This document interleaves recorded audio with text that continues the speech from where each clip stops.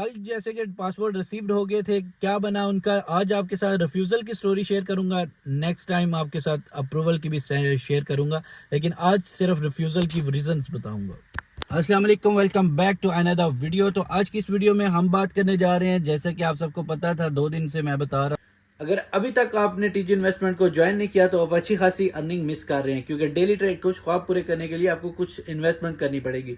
आप just $500 invest करके अच्छी खासी डेली की अर्निंग कर सकते हैं। कैसे करते हैं वो मैं ऑलरेडी बता चुका हूँ। देखिए, ये एक मार्केट है, जैसे कि आप जानते हैं कि एक कतरा कतरा कतरा मिलके दरिया बन जाता है, और दरिया बन जाता है तो उसका एक अपना मोमेंटम होता है। ठीक है, अगर हम एक बंदा, 2 बंदा, 10 बंदे हो जाएंगे, एक अच्छी खासी टीम बन जाएगी, तो आपको डेली की अच्छी खासी इनकम आती रहेगी। इसी तरह टीजी इन्वेस्टमेंट जो है एक नॉर्मल बंदे को अच्छा खासा ट्रेडर, अच्छी खासी मूविंग फोर्स बना देता है, फिर वो अपनी अच्छी खासी अर्निंग करता रहता है। जैसे आप सब जानते हैं कि एक चिंगारी अकेले बुझ जाती है, लेकिन जब मिलकर बहुत सारी चिंगारियां जलाई जाती हैं तो ये एक लावा बन जाता है। अगर आप अकेला इन्वेस्ट करेंगे तो आपको बहुत कम लिटिल प्रॉफिट होगा। ठीक है, लेकिन अगर आप अपनी टीम क्रिएट कर देंगे तो आपको हजारों नहीं, अच्छी खासी डेली की अर्निंग हो जाएगी, जिससे आप अपना छोटे छोटे ख्वाब हैं जो पूरे कर सकेंगे। तो अगर आप अपने ख्वाब पूरा करने चाहते हैं तो आज ही टीजी इन्वेस्टमेंट को ज्वाइन करें, और मैंने मेंशन कर दिया है फोटोज में, आप देख सकते हैं, लिंक डिस्क्रिप्शन में, आप ज्वाइन कर सकते हैं। Thank you. ताकि पासपोर्ट डिस्पैच हो चुके हैं, कल रिसीव हुए थे very late in the evening में, तो फिर मैं उस वक्त वीडियो नहीं बना सका, क्योंकि मैंने पहले बताया था कि अभी तक रिसीव नहीं हुए। जैसे ही बाद में रिसीव हुए, कुछ वीज़े अप्रूव हुए, कुछ रिफ्यूज़ हुए। अप्रूवल की कल मैं वीडियो बना दूंगा, लेकिन आज हम बात करेंगे जो 2 वीज़े रिसेंटली मैंने देखे अब रिफ्यूज़ हुए थे, उनके क्या वजह थी वो आपके साथ शेयर करने जा रहा हूँ।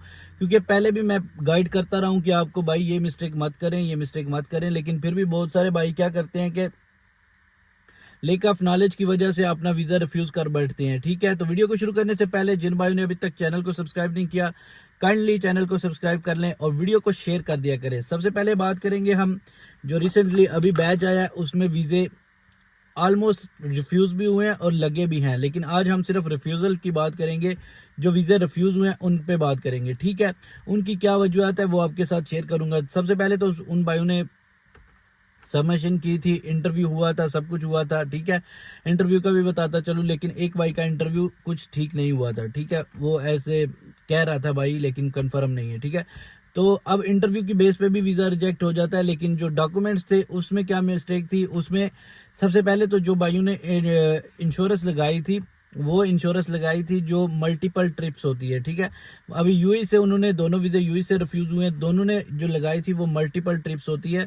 लाइक फॉर एग्जांपल, आप उस इंश्योरेंस की पॉलिसी को बाय करते हैं। ठीक है, बाय करने के बाद अब पॉलिसी ये कहती है कि आपने 90 डेज वहां रहना है जहां आपका डेस्टिनेशन है, वहां से आप एग्जिट करेंगे, फिर आपका 90 डेज का नया ट्रिप स्टार्ट हो जाएगा। ठीक है, अब वहां पे उन्होंने दोनों पॉलिसीज जो ली थी वो 365 डेज की ली थी। ठीक है, 1 साल की मिल जाती है इंश्योरेंस। ठीक है, लेकिन वो कवरेज नहीं कर रही होती 180 डे कंसेक्टिव एज पर चेकलिस्ट। अगर आप चेकलिस्ट को देखें तो वहां पे क्लियर मेंशन है कि 180 डे कंसेक्टिव इंश्योरेंस होनी चाहिए। ठीक है, लेकिन वो क्या थी कि वो मल्टीपल ट्रिप होती है, 90 डेज 90 डेज 90 डेज, इस तरह करके 1 ईयर कंप्लीट करते हैं। ठीक है, अब उन्होंने वो सबमिट कर दी।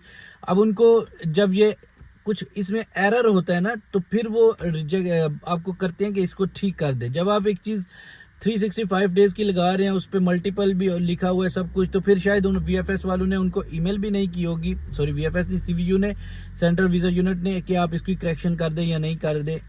तो एज पर जब अब ये उनका कल पासपोर्ट रिसीव हुआ था तो दोनों वीज़े रिफ्यूज़ थे। तो अब मैं इस इंश्योरेंस का नाम तो नहीं लूँगा, क्योंकि वो पॉलिसी क्या, यूट्यूब के पॉलिसी भी अगेन आ जाता है, अगेंस्ट हो जाएगा और वीडियो पे वायलेशन भी आ सकती है। लेकिन वो दोनों इंश्योरेंस जो जिस कंपनी की थी, हम लोग भी पहले यूज़ करते थे जब 91 डेज़ की रिक्वायरमेंट थी, तब यूज़ करते थे, क्योंकि वो 92 डेज़ तक चल जाती है। ठीक है, ऐड करके ना, डे 1 डे प्लस माइनस करके। ठीक है, लेकिन उसके बाद हम भी वो इंश्योरेंस नहीं यूज़ करते।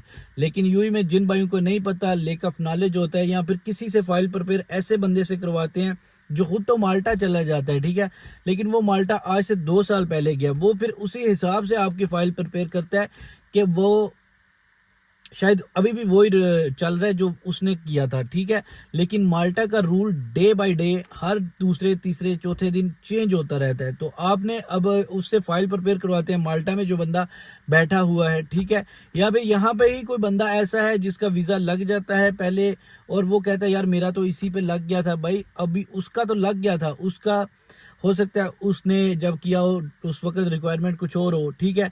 अब रिक्वायरमेंट है वो कुछ और है। अभी फिलहाल जो यूएई के अंदर है कंसल्टेंट, वो भी ऐसे ही करते हैं।